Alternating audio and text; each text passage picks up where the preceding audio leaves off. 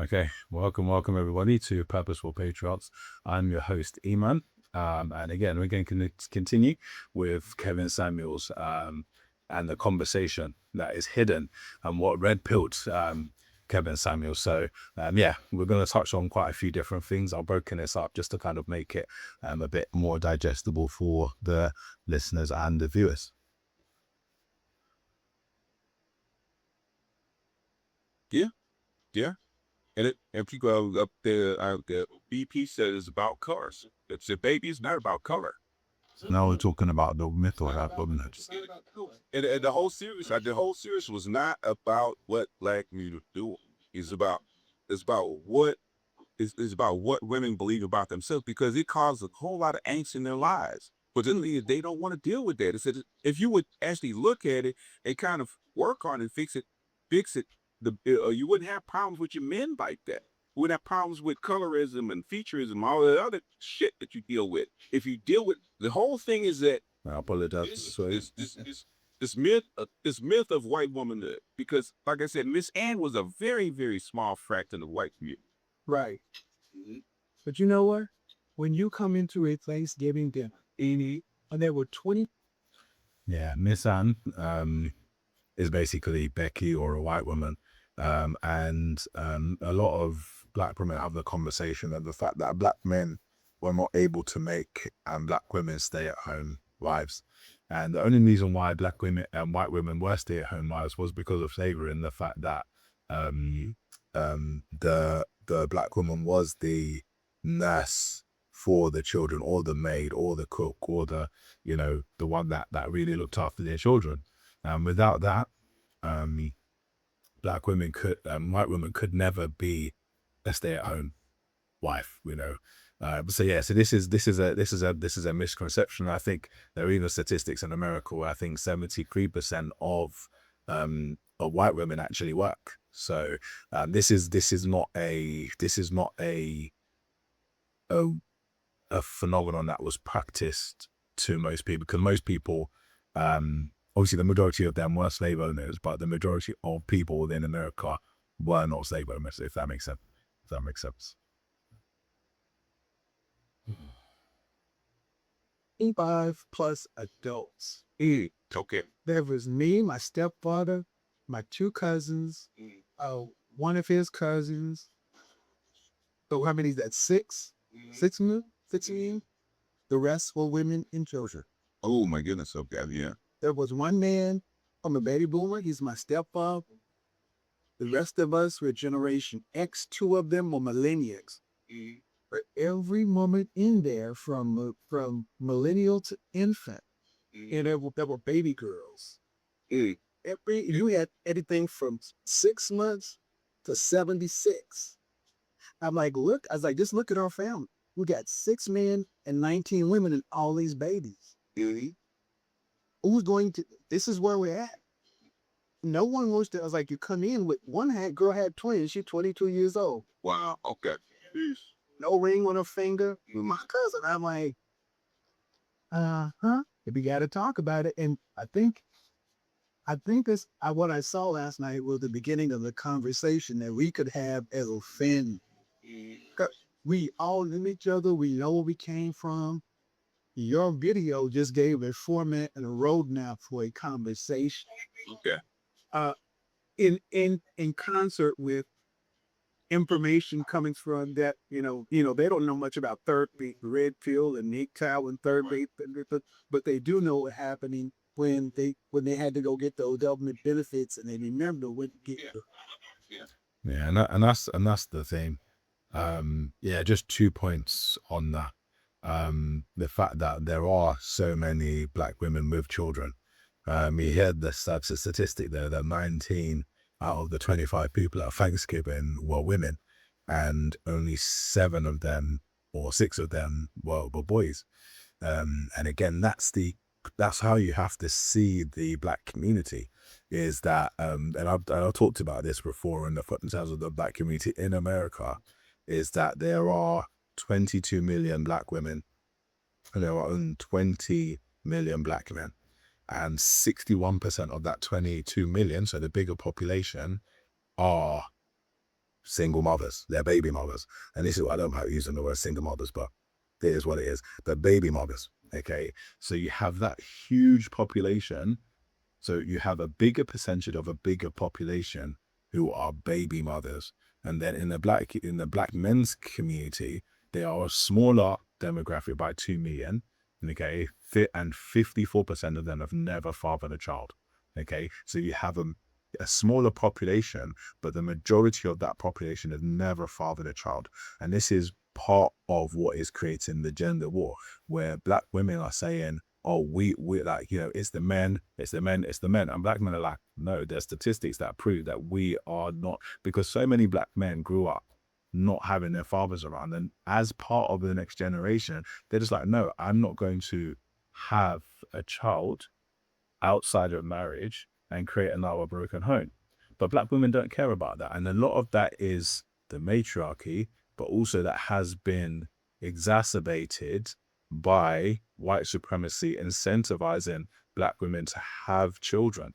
Okay. And this is why we talk about a lot of the history and a lot of the nuances, because this stuff doesn't happen in isolation. We need to get out of that thinking in terms of thinking that there is a silver bullet for understanding the black community or for understanding history.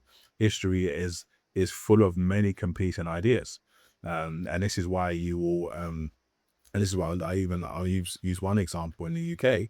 Like, we have something called the NHS, and the NHS they want to stop people smoking because it costs a lot of money to look after people who have health conditions that are derived from smoking. But the government will put a label because they want to help the NHS by reducing the amount of money that's spent on people who are smoking. But then there's another competing school of thought where government and people within the government are being lobbied by cigarette companies to allow them to advertise, even though that would generate money in terms of taxes from people who are smoking and people who are paying politicians to actually get the message out there that, smoking, even though it may kill you, it still has, it can help you with anxiety and all these sorts of different things. And depending on when a decision gets made on something like that, we might automatically think, oh, the government did a bad thing by allowing smoking or stopping smoking and all these sorts of different things. But history will tell you, when you look into any particular topic, that there are different, sometimes 2, sometimes 3, 4, 5 different ideas that are competing in their day, and people are debating the merits and the pros and cons of each idea. And when we looked at the black community, you can simply say, yes, a lot of what has happened to Black America is the system of white supremacy. But the byproduct of that is the black matriarchy. And the black matriarchy doesn't want to give up power because it will mean they'll have to deal with a lot of the stuff that BGS just spoke about there in terms of things like the myth of white womanhood, the reason why black women want to see themselves as white women, or the woman of the dominant culture, and the fact that she wants a white man and all these sorts of different things. Okay. The fact that despite what black men have said, black women don't want to wear their own hair, which is a massive issue. They'll rather wear a wig and pretend that they're a white woman. And you can look about things like the Black Barbie and Nicki Minaj and Kim Kardashian, all these sorts of different things. Okay, because this, again, over here in the UK, and the amount of money they're spending over in America and over in the UK on looking like the white woman. And even in the UK, we don't have as dominant of a culture of slavery, but we still come from places that have colonialism, that have white power that has dominated our countries. Okay, and these are all the things that affect your culture. Okay, so when we think about what is happening with the black community, there's many competing ideas, and some of them have come through, and that's because of things like the black matriarchy, who have decided that they would rather pour more into trying to look like a white woman rather than partnering up with the black man and understanding that their black beauty is what the black man desires. And I've posted about this, about the fact that there was a guy called Johnson who created a black beauty pageant. who created, and I think he also, another person created Jet Magazine and Essence Magazine, and all these sorts of different things. I've got all the documentation. I was looked into the history, and all of these things are true because black men find black women gorgeous. But in terms of their behavior, in terms of the ideology, in terms of what they say to us, it's absolutely abhorrent. It's absolutely disgusting and pitiful. And if black women don't repent from this, as I've said in my previous videos, they are going to suffer eternal consequences. And this is why, even if we cannot redeem black women to be wives to black men, as long as they can be redeemed to God, that for me is one of the things that I really want to push on this channel. I know it's not a sexy topic, but ultimately that's the heart that I'm coming with this, because we can try and fix the black community and the black culture in this life, but what about the eternal consequences? Black women have given up God, even though they say they're Christian and they say they go to church, but they will be out there sleeping with multiple men, having children with multiple men, and they wonder why the community isn't structured, it isn't orderly, it's chaotic, it's decaying, it's in death. And it's because a lot of it is on black women, and black men are trying to change the statistics on their own, but without black women coming alongside, it's going to be completely futile. So yeah, let's continue this conversation. Yeah, and in fact, I had a professor tell me, because this is a field of study. He said the men voluntarily left because they hit the bed. Yeah. Yes. I knew many men think when on Northeast side to move into the Septum Street project, I used to see my next door neighbor, he and his wife, he and his woman split because he couldn't get that factory job because he could have a union card. Yeah. So he either had to take odd end job, and I was like, man, as like we were leaving their families in order to put them in a better position. They didn't know it was going to turn out this way. The women taking instructions from their men in some cases, but in more cases than not, Yeah. saying we want better. I mean, bad choice in hindsight, yes, but that was the crux of the conversation. Until like we can talk about 40 acres of the mule, we can talk about everything we want to, the black man role and failing the family, failing the community. We have been examined ad nauseum. We got to examine real hard as a kids. Yeah. Yep, and that's the crux of the gender war. It's simply the fact that black women have to look at their part. Okay, we like, and as Kenneth Samuels rightly said, black men have been looked, and this is where I got this concept from in terms of accountable commentary. We've talked about black men. There's nothing that's not been said about black men, because also you got to bear in mind that white supremacy have also done a number on the image of black men. White feminists have done a number on the image of black men, but one of the last and biggest boots that have been on the black man's head has been the destruction of the black man's image from the black women, and a lot of it, all of it, primarily a lot of it is not honest conversation. The conversation of propaganda from white men, from white feminism, and the black patriarchy about the black men is a lie. Black men do have their faults, but a lot of it is not tied to an inherent deficiency in black men. If black men were able to do what they wanted to do, they would be, and as I will show, and as I've spoken about in a lot of my previous videos, a lot of the statistics on black men are good.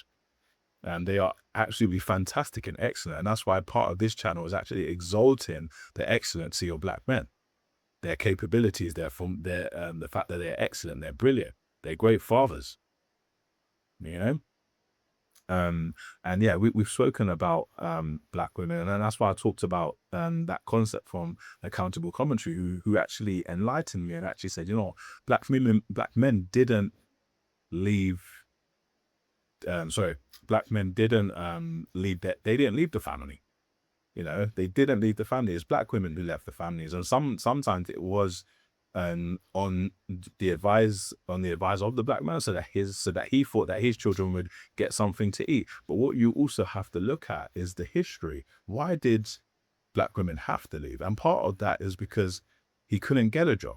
And this is why the Moynihan report is so important. You have stories like this, but a lot of this shuts down when they talk about something like Moynihan Scissors, where as black men's employment went down, so black men got jobs, black women were divorcing and leaving their husband, it was going up. And this is where we talk about the black matriarchy, because even when black men did want to keep the families together, black women were choosing to leave the family, and they kept blaming it on black men. And this is, I've got an episode coming on why the deadbeat narrative destroyed the image of black men. And I'm going to look at it from a biblical perspective. So this is a heinous and wicked and devilish thing that black women have done against black men. And we have to honestly talk about this stuff. And if we can't, because so many people have an opinion on the black community, a lot of people say that they want to fix it. But when you come to the matriarchy and talk about what black women have done, nobody wants to have that conversation. And this is the reason why I've started Purposeful Patriarchs, and I'm trying to coalesce and trying to sort of distill a lot of the history and the information. Because, for example, I've got like 30 to 40 different books that I've been going through and understanding and pulling out different excerpts and quotes, because, you know, I could ask you to read 30 or 40 books, but the majority of people will not read 30 or 40 books. So I've taken it upon myself to try and help people understand exactly what has happened to the black community. So let's continue and finish this up. Can be if the black woman's ill because of what the black men do. You can take blame for ourselves and for you. Yeah. You can take blame. We're never going to get any further. And you're going to continue to build this. So, man, I wish I'd have filmed it, honestly. Yeah, that'd been an interesting conversation to be. You know, it's not, the only reason they get winning anyway is because my mother had to take a back seat because there were women of her cohort, age generation there. My mom was in there trying to do what most, I don't believe it, so forth, and white women and other guys. I was like, you're only doing that because you're my love, and you know you got the high joker. I can't say certain things. But she had women in there who talked to her. Okay. But like, you know, no, Beverly, we want to have a conversation. He's right. He is her son. You're pulling out that mama card. Dude. That's not fair to play because you shut the conversation down. Plus, you married. We. I'm like, oh shit.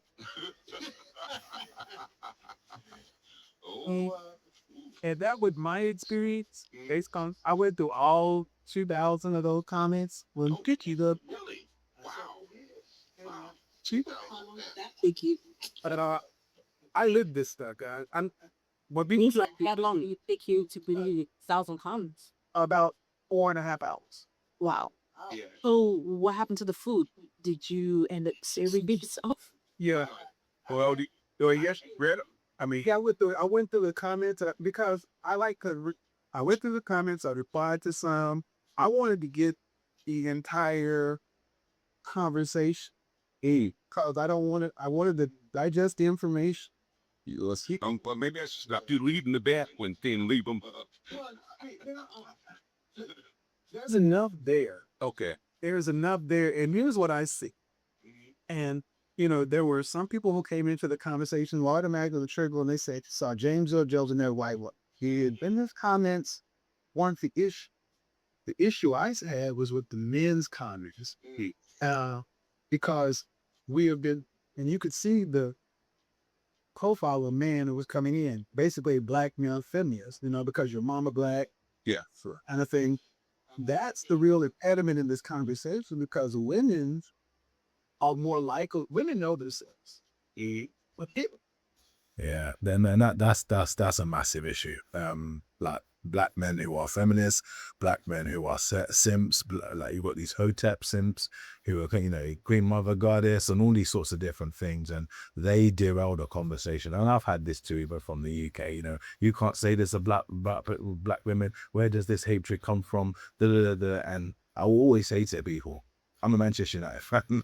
There are Liverpool fans, there are Arsenal fans, there are Chelsea fans, and we all love our team. And I'm just using this as an example. If I pay money to watch my football team, if I buy their shirts, if I invest in them, I want to see them do well.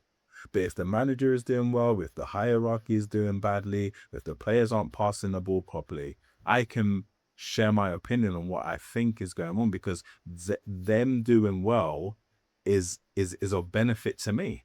And what we see within the Black community is that I have to be critical about Black women, because Black women is my mother, it's my wife, it's my daughters, it's my sisters, it's my aunties. So I want you to do well. So therefore I have to, because I have a vested interest in you doing well. So therefore I can have a critical eye, because at the end of the day, when things go wrong in the Black community, who do they look at? They don't look at Black women, they look at the Black man. But at every single turn, not only do the Black matriarchy mess up things, you have people who are dedicated to Black women who will not have an honest conversation, and they also lie to Black women. And then I think there's a video, and I need to have a view on it, but even during the time of W.E.B. Du Bois, Booker T. Washington, Frederick Douglass, that you had other Black men who were saying, nah, this is not an issue, there's all these sorts of different things, and they were also undermining the Black community. And this is why I talk about the fact that the Black community needs to come back to truth. Truth, truth, truth. I don't care whether you're left or right or political this, political that. No. What do the history books say? If the history books say things in a particular way and they match up, and this is why I try to talk about things that actually stack up together. When the Moynihan report says there is a role reversal in the Black community, when what's it called? E. Franklin Fraser says there's a role reversal. When Dr. Errol Miller, who's a scholar in the Caribbean, says there is a role reversal within slave cultures. If all three of those have looked into it, and because they are more learned and more distinguished than I am, who am I to disagree?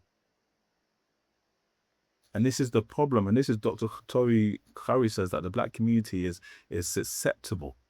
It's susceptible to politicized information, because it is a matriarchy where women are more inclined to propaganda as opposed to looking at critical truth. And this is why when Black men lead this conversation, like Kevin Samuels did 6-7 years ago, he was able to actually look into the history and look in, because he was the one who referenced something like Moynihan. And he had that conversation with someone like BGS Idma, who's done like 10 episodes on the Moynihan report. You have Crimson Cure, she's an amazing Black woman who looked into the Moynihan report for herself and did episodes on the Moynihan report. That they looked into the culture, and the culture was getting led by women where they've never been submissive. And then you have Black men who will come along, who will, like Dr. Umar and people like that, who are being funded by Black women, and they will never be honest to Black women. They will say, Snow Bunny's never, and they will never think about the reason why Black men are going out to other groups of women. Because a wife is somebody who, a quality of a wife is that she is submissive and she is willing to follow her husband's lead. Black women don't want to do that. They will do whatever they want, expecting a good outcome. They're messing with the dials, and still expecting a good outcome. You can talk about white supremacy all you like. It is a massive, massive, massive issue. But so is this. And this is why I still talk about white supremacy. With the truth, most women can say, yeah, that's me. But when the men come in white knighted and caping and such and so forth, it gives them cover to just live in this delusion. So that's what I was really focusing on in that. And the comment section, all the men who were coming in siding with women in their irrational interpretation of what they saw versus just looking at a logical facts of it. So Yeah, I had to block the word coon, but it kept coming on something about. Oh my goodness. Yeah.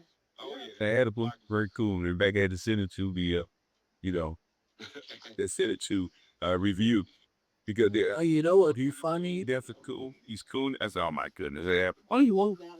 Yeah. I did people. I think you need to like what you did, because it is a real service. I think you need to leave it up, Okay. go, because YouTube's algorithm loves the comics. This is highly dating. This thing is going to go viral. I'm talking about the river. I've never seen that many comments on a video in like less than 2 weeks. This is ridiculous. To capture lightning in a bottle because it's not just your opinion. See, it was easy to make you off of some nameless faces, a so-called master teacher of the, blah, blah, blah with a coat. Yeah. But when you have James Earl Jones talking about it, and then you have a commenter, I mean, you can't, all these things come lining up with the same premise. And it can't deny it. That's why people are having to talk because it can't be dismissed. Yeah, but yet it's one of those things that I never really wanted to be really known. Plus, I guess.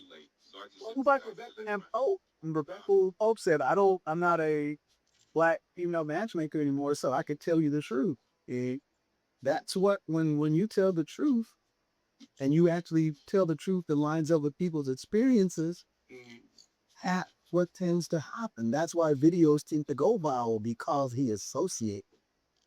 Yep, yep. Yeah, like you said, lightning in the bottle. With Well, right now you're almost at 60K on that view. I mean, on that video. I see the black guy. Yeah. I see the videos like 5 million views or whatnot, but I've never seen a video with that many comments. That's you're as not the room with it all and no, I'm a What is your opinion on that, on this view that I have? I mean, a video about what, Gigi? about your videos, whatever videos, you always teach us something.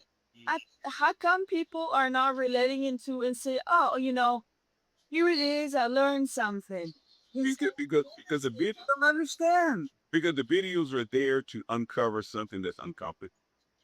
It doesn't matter. It's a steer that exists, and like, why don't you? The black people have been covering this stuff for so long, they don't.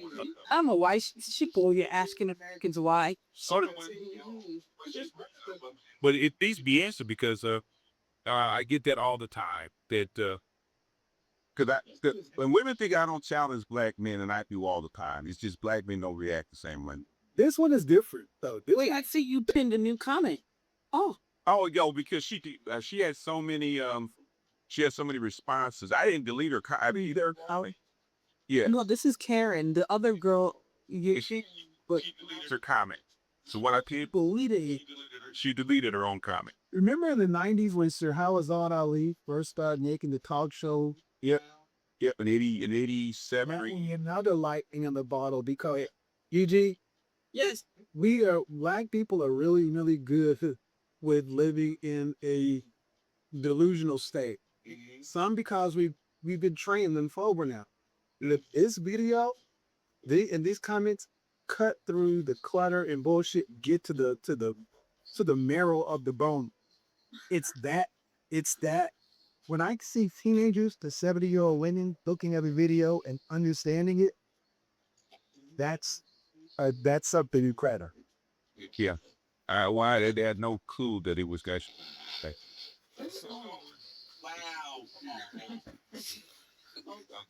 Even likely when Dr. Francis kept floating right after she passed away, what's his name? He beated somebody talking major crap about her because they didn't like her stance on homosexuality and they didn't like how she said, well, ma, here's, and it was him, and it was, what's the chick he used to fucking boys earned on? It was like Baba Ali.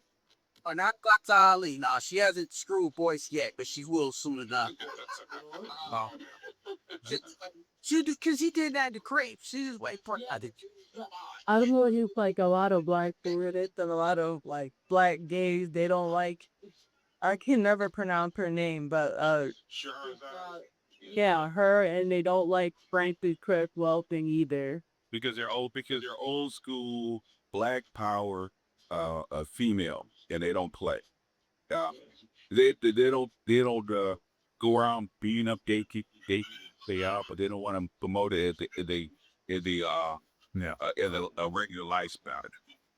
Yeah, so we'll leave it there. Yeah, but I just want to finish on this part of the episode. If there's more, I'll probably do an addendum. But I don't want you guys to just listen to stuff that's not really relevant. But yeah, this is the conversation that essentially Red Bull, Kevin Samuel, they're open, and I think a lady from his school came out a few weeks ago saying that he's always been this way since they were at uni in the late 80s, early 90s. So Kevin Samuels, I think that the thing is, people have always understood that men are supposed to lead the community, whether the information about them, that matriarchy is something that Kevin Samuels came onto later on. I think that that's what you saw in 2017, and this is why, if you go back and you listen clearly to Kevin Samuels' conversations, he talks about something called the matriarchy or the gynocracy. BDS talks about the gynocracy. Dr. T.S. Johnson talks about the gynoprotestal family. And this, for me, was one of the big things in terms of what really clicked in my mind about all the things that I see about Black UK women, I see about Black American women, about the fact that they have this consensus amongst themselves. They call it the sisterhood. There's different words for it, but it's essentially the same thing where Black women have social and cultural control. And Dr. Tioson Johnson, I was watching one of his videos, and I think I'll react to it again with him and BJS Idnor, who done like a two-hour episode talking to Africana womanists, feminists of their day, and all these sorts of different people about the matriarchy and their views of it, and Moynihan and the strong and independent Black. All these things come from somewhere, okay? And now with people like Dr. T.S. Johnson, you've got the academic research to substantiate the conversation that Black men were having in Black Manosphere 1.0, when it was just like, oh, you know, my baby mama does this, she doesn't have to see my kids, you know, she planted a baby on me, and all these sorts of things, different things like intimate partner homicide, intimate partner violence, and the fact that it works its way out differently in the Black community. There is now academic information, because Black men have never really been allowed to be PhDs in Black America. And this is why Dr. Tamara Curry's work, Dr. Ronald Neal's work in terms of Black masculinity, and how this has affected the Black community. Because when you look at Black female scholars, they talk about intersectionality, critical race theory, and all these sorts of different things, but they don't look into the Black man and what he is going through. And this is why these scholars are doing powerful work to quantify what Black men go through in terms of being a triple threat, and the violence enacted on Black men to kind of keep us in line and to keep us in check. Then Edward Anderson was actually talking about it the other day in terms of the Carmelo Anthony story, and there's very few documented cases in America where a Black man has successfully defended himself against a white man in terms of self-defense and actually been acquitted